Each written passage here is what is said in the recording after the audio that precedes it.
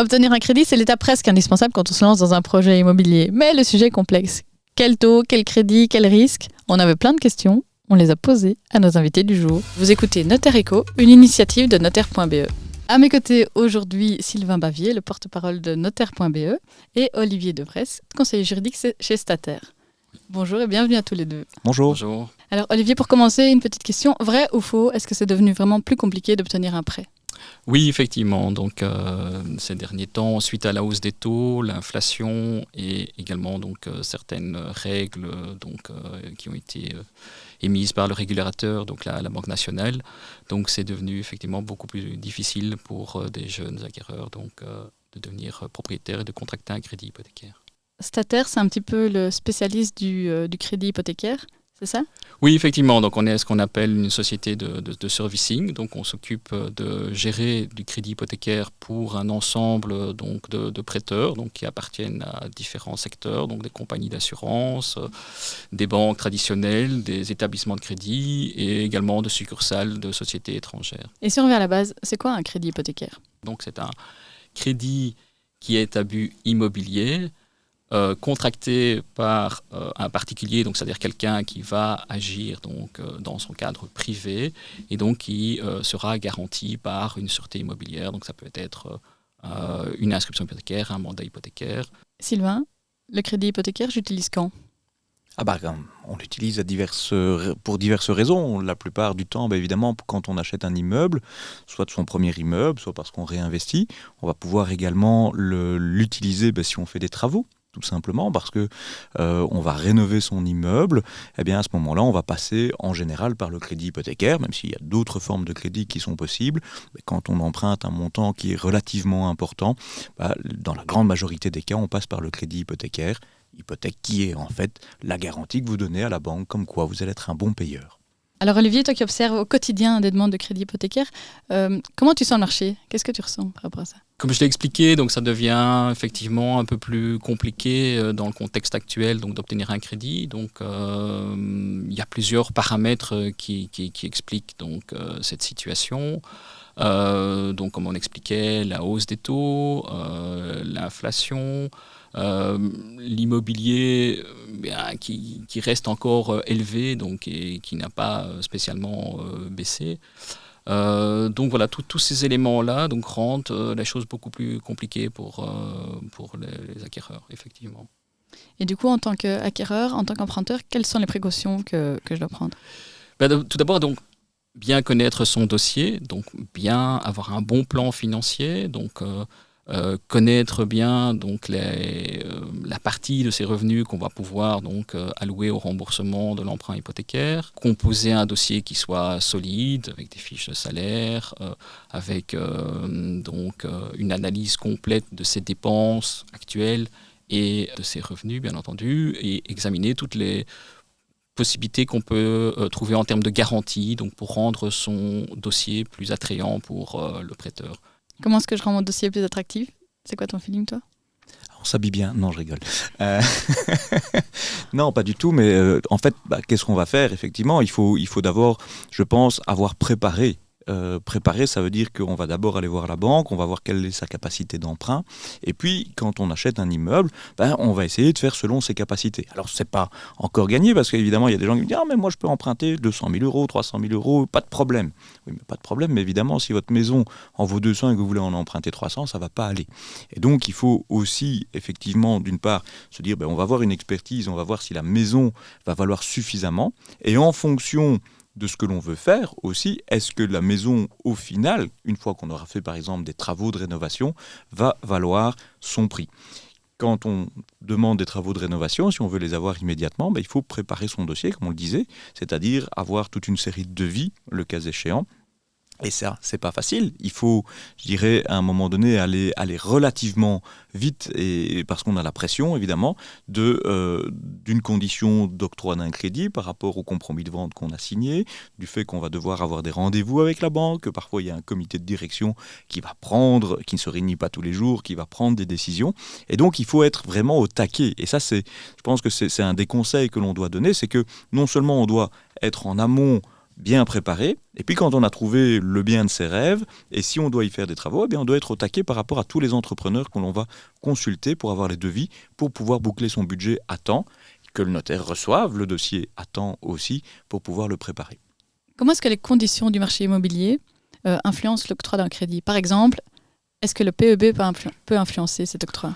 Oui, donc tout à fait. Donc, le PEB est devenu très central. Donc, d'une part, il y a quelques années, donc, la Banque nationale a exigé des prêteurs donc, de commencer par collecter cette information et donc à la reprendre dans des rapports qu'ils devaient remettre à la Banque nationale.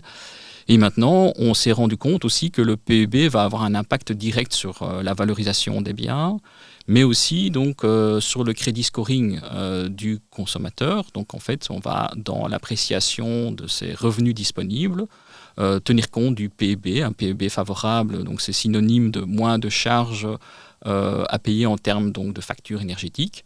Et donc aussi, notamment, si on est un bailleur, par exemple, si on a l'intention de mettre en location le bien, un meilleur PEB permet donc un meilleur loyer, un meilleur rendement. Donc c'est un peu un cercle vertueux, donc, et le PEB est effectivement très important. Et du coup, quand on se lance dans un projet de rénovation, d'emblée, la maison qu'on achète peut avoir un PEB qui est moins bon. Est-ce que ça influence l'octroi ou alors est-ce que l'octroi se fait aussi sur les possibilités après rénovation? Voilà, tout à fait. Donc là, tu as bien mis le point sur un élément essentiel. Donc il y a tout un arsenal maintenant de réductions qui sont octroyées donc, aux candidats acquéreurs, donc réduction sur le taux, s'ils arrivent après transformation ou rénovation de leur habitation à un certain niveau de PEB. Donc il faut un peu profiter effectivement de cette possibilité-là qui est offerte par les prêteurs. Donc, et comme je rejoins Sylvain, donc il faut être très attentif au moment de composer son dossier sur le coût de l'investissement qui sera fait et l'impact de cet investissement donc en termes de PEB. Donc puisque voilà, ça aura un impact sur, au final, donc, la réduction qui sera donc, octroyée. Et est-ce que tu penses à des pièges à éviter quand on fait sa demande? C'est assez difficile. Donc, comme disait Sylvain, ne pas être préparé, donc ne pas avoir des devis complets, donc avoir été un peu trop optimiste sur ses capacités de remboursement.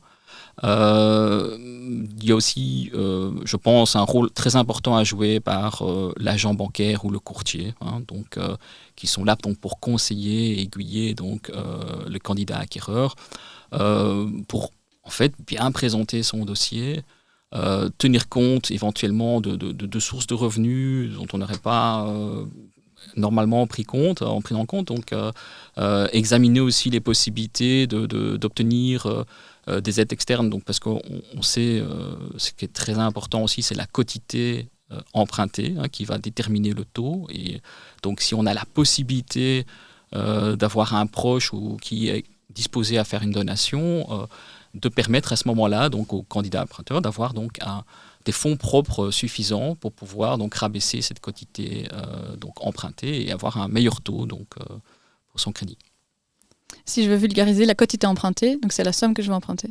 Par rapport à la valeur de l'immeuble qui est mis en garantie. Donc, moins tu empruntes, au bout du compte, mieux tu vas avoir un meilleur rating. Et donc, c'est à ce moment-là, évidemment, qu'on va pouvoir aussi parler, je dirais presque à demi-mot, mais de la solidarité familiale. C'est-à-dire qu'à un moment donné, quand on a des jeunes acquéreurs qui n'ont pas nécessairement beaucoup d'économies, on va devoir aller chercher d'autres garants, soit parce que les parents vont parfois acheter avec les enfants, ne fût-ce qu'une quotité de 10% pour pouvoir en fait leur ouvrir le sésame de la banque. Et par ailleurs, on peut avoir aussi à ce moment-là des aides familiales, des donations qui vont arriver justement pour pouvoir diminuer cette quotité empruntée. Un point aussi auquel il faut être très attentif, donc il y a aussi tout un régime de subsides, d'aides qui sont prévus. Donc une petite parenthèse, donc la Flandre a proposé donc pour 2025 un système donc de garantie qui va être donné aux banques, donc pour les crédits octroyés donc à des primo-acquérants avec des quotités donc au-delà de 90% par exemple, pour pouvoir justement garantir un taux qui soit raisonnable. Donc il y aura cette garantie qui va être donnée donc par la région flamande vis-à-vis donc des prêteurs. Pour revenir aux performances énergétiques aussi, il faut quand même souligner qu'il y a toute une série de crédits à 0% pour la rénovation, l'isolation, etc. Et donc ça c'est aussi quelque chose que le candidat acquéreur doit savoir et doit le cas échéant demander pour avoir, je dirais, des conditions plus favorables. Je vais me lancer dans un achat. Quels sont les types de crédits hypothécaires auxquels je peux avoir droit ? Tout d'abord, tu parles ici d'un achat. Donc, en fait, il faut distinguer. Donc, il y a les achats, transformation, refinancement. Donc, je prends par exemple, si on parle d'un achat, il s'agit d'une mise à disposition immédiate du montant emprunté. Donc, ça va déterminer donc déjà la forme et les modalités du crédit. Donc, si vous faites un achat avec une transformation, donc là, vous allez vous trouver face à une autre forme de crédit où on va mettre à disposition les sommes de façon étalée, donc pour financer les travaux. Et donc là, sur ce point, il faut être bien attentif au point suivant, c'est durant quelle période je vais devoir réaliser ces travaux, en quel délai. Donc généralement, c'est 24 mois. Ensuite, il faut avoir un plan de tranche qui soit bien clairement établi en collaboration avec votre architecte, entrepreneur. Et puis, donc, il faut aussi se poser des questions. Quelle est l'indemnité de mise à disposition qui est réclamée par la banque ? À partir de quand cette indemnité de mise à disposition donc, sera-t-elle réclamée ? Donc, pour un peu vulgariser donc, l'indemnité de mise à disposition, donc, c'est un intérêt que la banque va mettre à charge de l'emprunteur pour les sommes qu'elle a mis à disposition de l'emprunteur dans le cadre du crédit, mais que l'emprunteur n'aurait pas prélevé. Donc vous avez tout intérêt, si vous voulez, quand vous faites de la rénovation, de la transformation, donc à ne pas dépasser trop les délais et à prélever votre crédit le plus rapidement possible pour être moins pénalisé donc, par rapport à cette indemnité de mise à disposition. C'est un univers qui est assez complexe. On avait vu lors d'un précédent podcast qu'il y avait une auditrice qui disait que c'était tellement complexe en fait, de comprendre ces dossiers de crédit. Qu'est-ce qui est mis en place ? Comment est-ce qu'on peut faire en fait, pour comprendre le dossier qu'on signe ? Il y a d'abord, la loi prévoit normalement tout un arsenal pour favoriser la bonne compréhension des crédits par les consommateurs. Donc nous avons l'obligation d'un prospectus. Donc chaque prêteur donc, a son prospectus qui est un petit livre qui va résumer les différentes formes de crédit qui sont disponibles, donner des exemples concrets du coût du crédit, comment le crédit fonctionne, la fiscalité, les primes éventuelles. Donc ça, c'est le prospectus. Ensuite, il faut savoir que les agents bancaires, les courtiers en crédit, donc, ont une obligation d'information, un devoir de conseil vis-à-vis donc, des consommateurs. Donc, ils sont en principe là, à votre disposition, pour répondre aux questions que vous pourriez vous poser. Et puis, il y a les sites de chaque prêteur, son site avec aussi des outils de simulation. Et enfin, pour terminer, je voudrais quand même aussi saluer une initiative de la FSMA, donc, qui a créé un site qui s'appelle Wikifin. Donc, il y a un onglet sur ce site qui concerne donc, toutes les questions relatives au logement et au financement. Et donc là, vous pouvez faire des simulations. Donc, c'est vraiment un site que je recommande. C'est une très bonne initiative. Puis pour être un peu chauvin, on va quand même rappeler notaire.be aussi, site de vulgarisation pour que vous compreniez un peu je dirais le crédit. Et puis au-delà de ça, vous avez encore une fois à nouveau cocorico chez les notaires, vous allez demander aussi, parce que c'est vrai que le langage d'un acte notarié n'est pas nécessairement facile, mais vous allez pouvoir demander évidemment des informations par rapport à ça, par rapport à tout ce que vous prenez comme engagement. Alors il est clair aussi que le métier du courtier ou de l'agent bancaire est important puisque on signe à un moment donné une offre de crédit et à ce moment-là on a toute une série de documents qu'on signe et dont on ne prend pas toujours suffisamment, on ne prend pas les choses suffisamment en considération et où c'est vrai qu'à un moment il y a des gens qui disent « Ah mais moi je ne savais pas que c'était comme ça » ou « Ah mais je m'étais engagé » prendre un exemple que j'ai eu récemment. En réalité, je m'étais engagé à revendre mon terrain et à rembourser 2 crédits en même temps. Ah oui, mais sauf qu'on a revendu le terrain et qu'en fait, il nous manque 60 000 €. Ça, c'est embêtant. Donc, il faut vraiment toujours avoir en tête, à nouveau, d'être le plus attentif possible pour le citoyen sur l'étendue de ses engagements. Et toi, en tant que notaire, quels sont les conseils que tu donnes en termes de financement ? qu'est-ce que je donne comme conseil de financement ? Moi, je ne finance pas, donc voilà. Mais non, mais encore une fois, c'est d'être attentif aussi, puisqu'on est dans une période, évidemment, où les taux sont relativement élevés, ce qui veut dire que qu'est-ce qu'on va faire ? Est-ce qu'on va aller vers un taux fixe ? Est-ce qu'on va aller vers un taux variable ? Alors, plus ou moins, on cherche en général la sécurité, donc on va aller plutôt vers des taux fixes aujourd'hui. Mais il est vrai qu'à certaines périodes où les taux ont été plus bas, c'était de jouer parfois un coup de poker, mais parfois un coup de poker gagnant, en ayant des taux qui ont descendu. Je connais des personnes qui étaient au bout du compte quasiment à 0% d'intérêt à un moment donné. Donc, en fonction des circonstances, du moment, d'être attentif aussi. On parle d'acquisition, mais on peut parler de refinancement, puisqu'on a toute une série de crédits qui, en 2023 et encore aujourd'hui, sont à des taux qui sont relativement élevés. C'est de se dire, tiens, je vais essayer de refinancer à un moment donné où les taux vont redescendre. Est-ce que c'est intéressant si je reste dans la même banque, si je change de banque? Donc tout ça, ce sont à nouveau des petits warnings qui doivent s'allumer pour tout un chacun qui a acheté ou qui va acheter. Je rebondis sur les taux fixes ou taux variables. Olivier, qu'est-ce que tu conseilles ? Il y a eu des études qui ont été faites donc, sur la question, et en Belgique, on constate que quasiment 90% des crédits se font à taux fixe. Donc, comme Sylvain l'a dit très bien, donc les gens jouent la sécurité. Et avant de se lancer dans un taux variable, effectivement, il faut partir d'un espèce de scénario catastrophe en tenant compte donc d'une variabilité maximale. Il faut quand même savoir qu'en Belgique, au niveau du crédit hypothécaire, on a bien encadré donc, le taux variable et donc il y a des garde-fous au niveau de la variabilité. Donc vous savez que vous avez des crédits où le taux variable est capé. Donc c'est-à-dire qu'on va fixer un maximum de variabilité. Donc vous avez emprunté à 3%, vous avez un taux variable, le cap est de 2%. Eh bien, lors de la révision du taux suite à une variabilité, ou lors de plusieurs révisions successives, jamais le taux au final ne pourra dépasser 5%. Donc vous savez à l'avance quel est votre risque maximum. Donc je parlais du site de Wikifin il y a quelques instants. Sur ce site, vous pouvez faire des simulations. Les banques, le courtier de crédit a aussi les outils pour faire ce genre de simulation. Et donc comme ça, vous pouvez estimer en fonction de votre goût du risque. Donc si vous choisissez le taux variable ou le taux fixe. Donc c'est ça en fonction du delta qu'il y a entre le taux fixe et le taux variable que vous pourrez alors dire est-ce que ça vaut la peine, oui ou non, de prendre ce risque.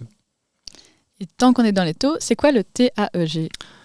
Alors le TAEG, en fait, c'est un concept qui a été au départ donc imposé au niveau européen afin de permettre une comparaison de différents crédits donc, pour le consommateur. Alors le TAEG, c'est pas seulement le reflet de l'intérêt donc, qui est réclamé par le prêteur, mais c'est aussi la traduction dans le taux d'intérêt de toute une série de frais annexes au crédit. Donc on pense notamment la prime d'assurance incendie qui serait imposée par le prêteur, donc la prime liée à l'assurance solde restant dû, les frais de dossier qui sont réclamés par le prêteur une fois que l'offre de crédit a été acceptée. Et là je me tourne vers Sylvain, les frais du notaire, en fait, en gros, surtout les frais de sûreté et les frais de recherche, parce que très bizarrement, donc, les honoraires du notaire ne sont pas pris en considération dans ce calcul. Et donc, ce qui crée parfois des malentendus. Des notaires sont parfois plaints auprès de l'UPC et de Febelfin en disant prêteur, pourquoi est-ce que vous avez soumis ou vous avez transmis un calcul des frais de notaire, mais ce montant ne correspond pas aux frais totaux, puisque les honoraires ne sont pas repris dedans. Et donc, le consommateur, lorsqu'il passe chez le notaire, il dit « Écoutez, maître, vous avez fait une erreur de calcul ici. D'après ma banque, c'était uniquement ce montant-là. » Et en fait, voilà, ça s'explique parce que l'Europe a décidé, au moment de déterminer le calcul du TAEG, de ne pas prendre en considération donc, les honoraires de notaire. Et donc, en fait, le TAEG va donc transformer tous ces coûts en un taux d'intérêt.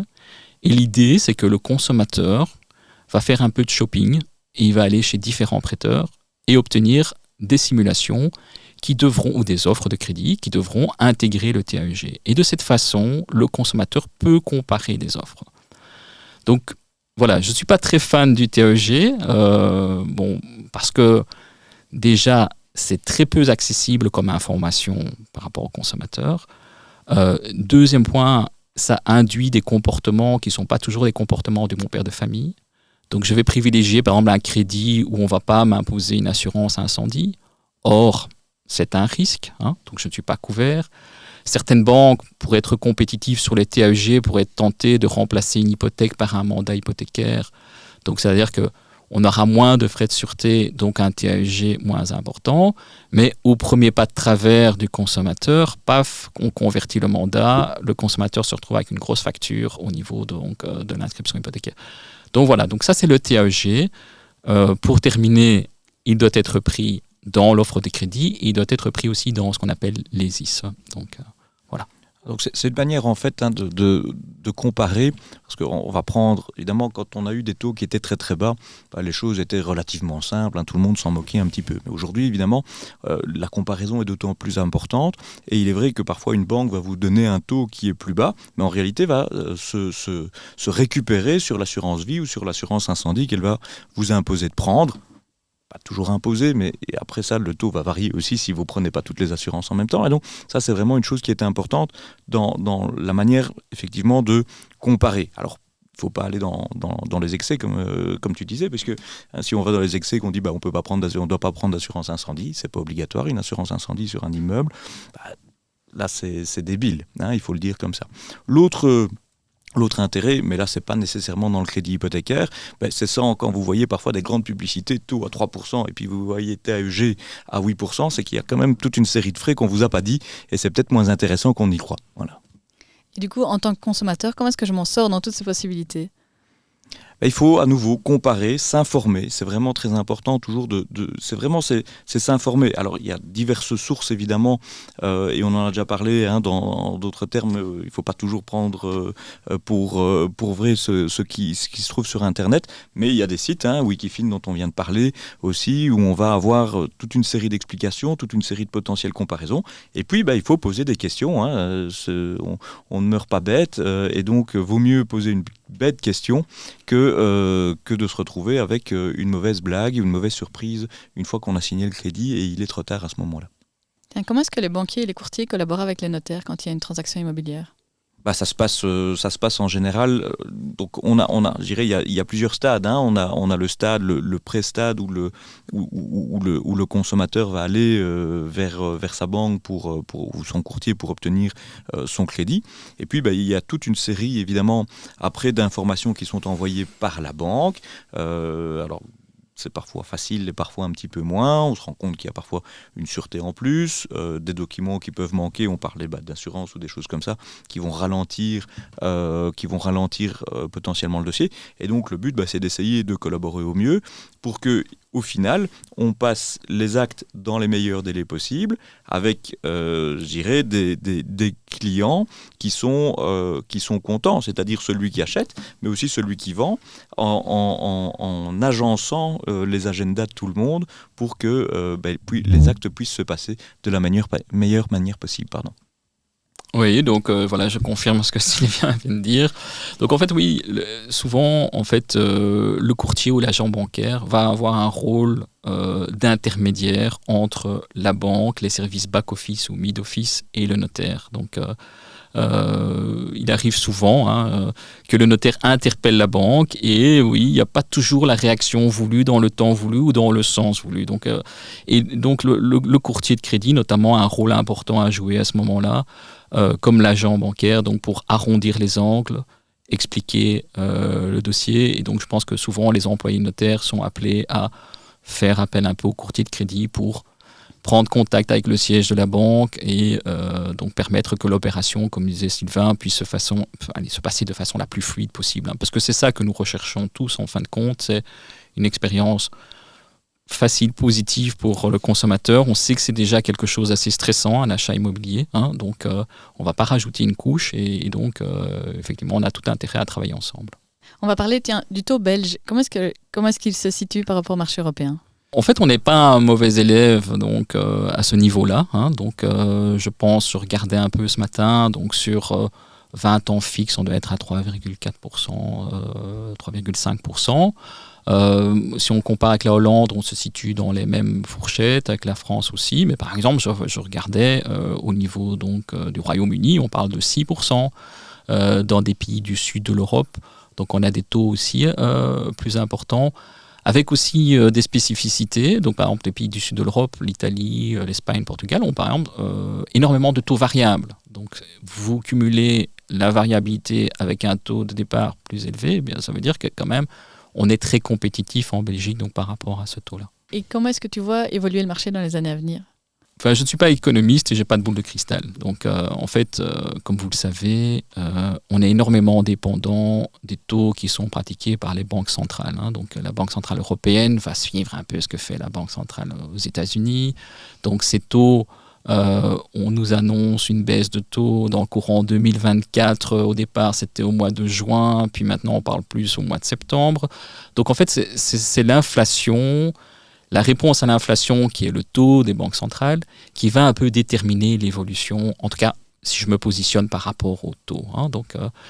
Et les autres facteurs qui peuvent aussi avoir un impact, donc c'est notamment justement ces objectifs en termes donc, de durabilité, qui vont aussi forcer les États à subsidier de plus en plus et encourager donc les crédits à la rénovation énergétique. Donc ce seront, à mon avis, des formules de crédit, donc les crédits qui vont connaître un assez beau succès donc, dans les prochaines années. Donc on voit déjà, par exemple, que malgré la crise en 2023, on voit que les crédits achats plus rénovation se sont plus ou moins maintenus par rapport aux autres formes de crédit. Donc ce qui indique que clairement on va avoir dans les prochaines années donc plutôt ce type de crédit. Quelles sont les alternatives au crédit, justement ? Est-ce qu'il y a les prêts à nos parents ? L'euro-million ? Il y a l'euro-million, il y a le fonds du logement. Est-ce qu'il y a d'autres alternatives qui sont crédibles ? Alors, on a parlé effectivement du secteur bancaire pur et dur. Il existe des sociétés de crédit social. Donc fonds du logement, Vlaamswoningsfonds, Société Wallonne du Crédit Social, etc. Et donc là, ce sont parfois, je dirais, des possibilités différentes, une alternative par rapport au crédit classique, mais il y a des contraintes aussi qui sont différentes. Et donc, c'est pas tout à fait la même chose, mais pour quelqu'un qui parfois a plus de difficultés dans une banque classique, c'est possible. Alors on a évidemment le gain, le don, ça arrive, ça c'est quand on a de la chance et que la solidarité familiale joue. On ne peut pas parler des prêts personnels ou des prêts à tempérament parce que c'est assez compliqué, sauf sur des tout petits achats, mais on sait aujourd'hui que il n'y a plus beaucoup d'immeubles à 25 000 euros, en tout cas pas en Belgique et pas à ce que je connaisse, pour pouvoir avancer. Donc on est plutôt soit vraiment dans le crédit hypothécaire comme on le dit, soit parce qu'on a obtenu des fonds propres d'une façon ou d'une autre. Et c'est vrai qu'on constate, c'est quand même, et on l'a dit au début, c'est quand même de plus en plus complexe d'obtenir un crédit. Et avec l'automatisation, en plus des processus en ligne, en fait c'est devenu vraiment de plus en plus complexe. Et ça va être un peu le mot de la fin. Est-ce que dans le futur, qu'est-ce qu'il faudra faire ? Est-ce qu'on pourra encore obtenir un crédit ? On pourra toujours obtenir un crédit. En tout cas, il faut l'espérer. On n'a pas de boule de cristal, mais enfin, on s'imagine bien que le marché ne va pas s'arrêter pour autant. Alors c'est vrai que cette année-ci, on s'est rendu compte que le nombre de primo-acquéreurs, donc de moins de 30 ans, a légèrement baissé. Mais bon, voilà, on a des circonstances économiques qui ne sont pas les meilleures.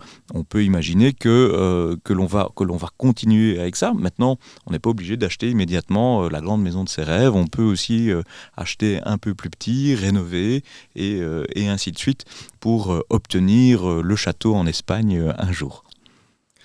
Oui, je voudrais aussi ajouter quelque chose. Donc, au cours des dernières années, le secteur des prêteurs s'est aussi adapté aux besoins justement des primo-acquéreurs. Donc, lorsqu'on examine un tarif maintenant de crédit hypothécaire, il n'est pas rare de voir des formules sur 22 ans, 23 ans, 25 ans, 30 ans. Donc nos parents ont emprunté généralement sur 20 ans. Et ici, justement, pour faire face à cette hausse des taux et lisser le coût et rendre justement le crédit abordable, donc les prêteurs ont accepté un allongement de la durée des crédits, donc ce qui est quand même une prise de risque. Imaginez emprunter à taux fixe sur 25 ans, la banque prend quand même un certain risque en faisant ce genre d'opération, mais donc ça rend le crédit plus accessible. Sylvain, le mot de la fin ? Bien se renseigner auprès des prêteurs, auprès des banques, auprès à nouveau du notaire par rapport au projet, parfois aussi par rapport à un entrepreneur ou à un architecte quand on a des projets de rénovation plus importants, pour être dans les starting blocks au moment de votre achat et avoir le plus d'informations possible pour que ça se passe le plus sereinement possible. Donc on ne répétera jamais assez, on s'entoure d'experts. On s'entoure d'experts, c'est le mot d'ordre. Merci Olivier, merci Sylvain, merci beaucoup pour vos interventions. Merci. Et puis je vous invite, vous qui nous avez écoutés, à nous suivre sur nos réseaux sociaux pour ne manquer aucun conseil.